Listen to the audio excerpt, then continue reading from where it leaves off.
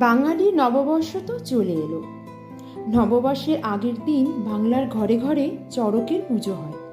ঠিক এই সংক্রান্তির আগের দিন চৈত্র মাসের দাবদাহে ঘরে ঘরে মায়েরা সারা দিন নির্জলা উপবাস করে সন্তানদের মঙ্গল কামনায় নীলষষ্ঠীর ব্রত করেন। এই ব্রত ভোলানাথের পুজো হয়, কিন্তু এই দিন তো ষষ্ঠী তিথি থাকে না। তাহলে একে নীলষষ্ঠী বা নীলের পুজো কেন বলে?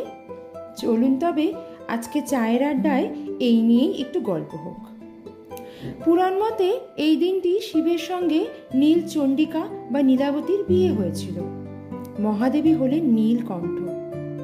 এই দিনে নীলাবতীর সাথে শিবের বিয়ে হওয়ায় এই দিনটি নীলষষ্ঠী নামে পরিচিত। দক্ষযজ্ঞে স্বামীর অপমান সহ্য করতে না পেরে যখন সতী দেহত্যাগ করেন, দুঃখে ভোলানাথ তাণ্ডব নৃত্য শুরু করেন। এরপর নীলধ্বজ রাজার ঘরে আলো করে আসেন দেবী নীলাবতী এবং তাদের বিবাহ হয়। সংক্রান্তির দিন গাজন ও শিব দুর্গার বিয়ের উৎসব পালিত হয়।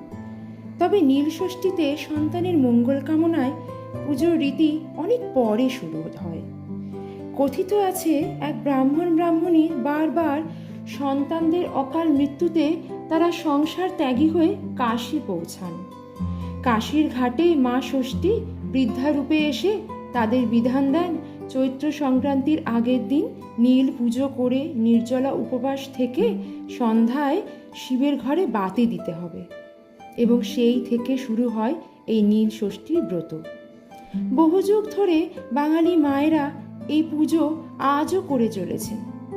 আসলে আমরা বাঙালিরাই এরকমই, নতুনকে যেমন বরণ করে নিই, তেমনি পুরাতনকে সগর্বে নিয়ে চলি। কেমন লাগলো আজকের এই আড্ডাটা? ভালো লাগলে কমেন্ট করে জানাবেন। এরকম ইনফরমেটিভ ভিডিও পেতে হলে লাইক, শেয়ার আর সাবস্ক্রাইব করবেন।